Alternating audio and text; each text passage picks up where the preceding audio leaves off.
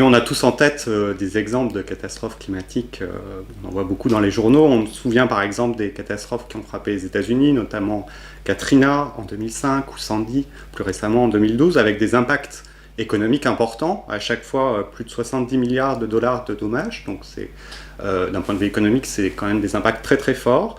En France aussi, on a eu des exemples de catastrophes climatiques qui sont restés dans les esprits, notamment la canicule en 2003, ou aussi un certain nombre de tempêtes, la tempête Xynthia ou la tempête de 1999, avec à chaque fois, là aussi, des impacts économiques qui pouvaient être importants, de l'ordre du milliard ou milliard et demi d'euros, pour ces catastrophes. Mais aussi, une des grandes conséquences de ce genre de catastrophes climatiques, ce sont bien sûr les impacts humains sur le nombre de morts ou sur le nombre de blessés. Donc on parle, dans le cadre par exemple de la canicule de 2003, on parle de 15 000 décès en France. Donc ce sont vraiment des phénomènes qui impactent les économies de façon très très forte.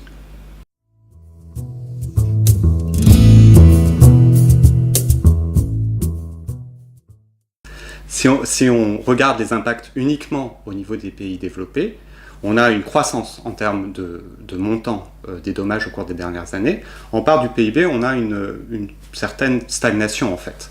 Donc on n'a pas nécessairement un intérêt immédiat des pays développés à limiter ce type de risque. Ça dépendra un peu de la forme que prendra le changement climatique, ce qui est encore un peu incertain. Par exemple, dans le cas des tempêtes tropicales qui se déplacent vers le nord, vers les États-Unis, il se pourrait qu'à terme, ça produise des impacts très forts, mais pour l'instant, aux États-Unis, c'est vrai qu'on ne voit pas nécessairement un intérêt immédiat à cette action très forte. Alors que dans des pays en voie de développement, notamment du sud-est asiatique par exemple, où il y a énormément d'inondations ou de glissements de terrain, là, les impacts sont déjà très forts et assez visibles.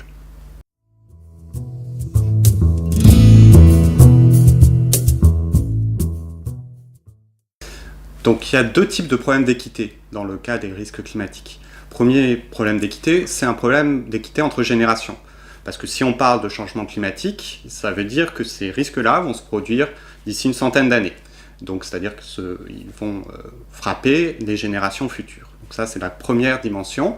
Donc il s'agit de savoir dans quelle mesure on veut essayer de prévenir l'impact qu'on peut avoir sur les générations futures.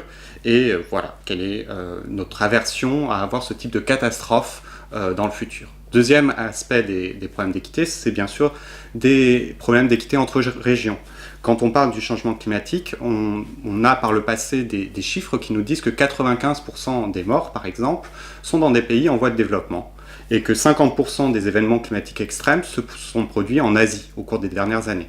Donc on voit très clairement que le problème du changement climatique, c'est aussi un problème d'équité entre régions, et c'est aussi ça qui rend parfois difficile les accords climatiques, parce qu'on a des pays développés et riches qui n'ont pas nécessairement directement intérêt à réduire ces risques, qui vont frapper en fait d'autres régions. Donc il faut réussir à intégrer ces questions d'équité au sein des accords climatiques pour pouvoir donner plus de poids, d'une certaine façon, ou plus de volonté pour réduire le changement climatique, ou en tout cas le limiter.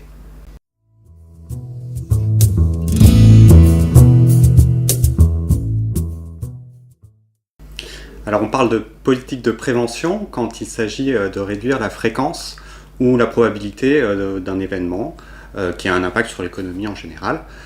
Donc là, dans le cas des événements climatiques, il s'agit en fait de réduire la fréquence des tempêtes, la fréquence des sécheresses, la fréquence des écoulements ou de boue ou des choses comme ça. Donc comment est-ce qu'on peut faire ce type de politique de prévention dans le cadre des événements climatiques? Une façon de faire, c'est de limiter le changement climatique. Donc les travaux du GIEC ont montré que le changement climatique pouvait avoir un impact sur la fréquence des catastrophes naturelles. Et donc quand on va faire des politiques qui limitent le changement climatique, au niveau global bien sûr, puisqu'il faut réussir à se coordonner entre tous les pays au niveau du monde pour réduire les émissions globales de carbone, si on arrive à faire ce type de politique, on va avoir une limitation de l'augmentation de température au niveau global, et mécaniquement ça va induire une baisse des fréquences des grosses catastrophes climatiques de type tempête ou de type sécheresse.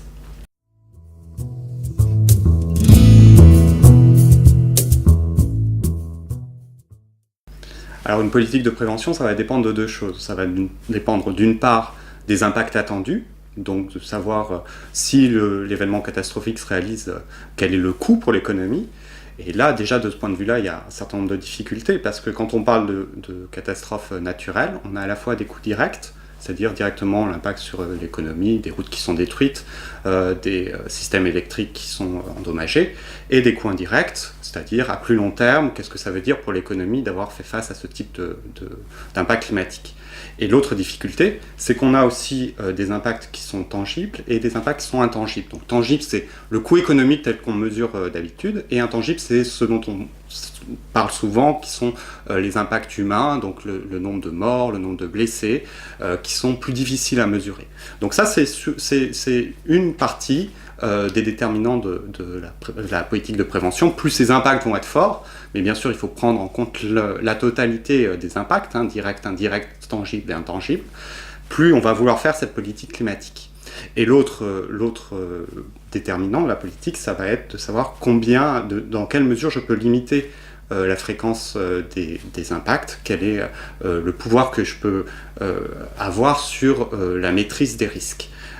Donc savoir, par exemple, dans le cadre d'une politique climatique, dans quelle mesure je vais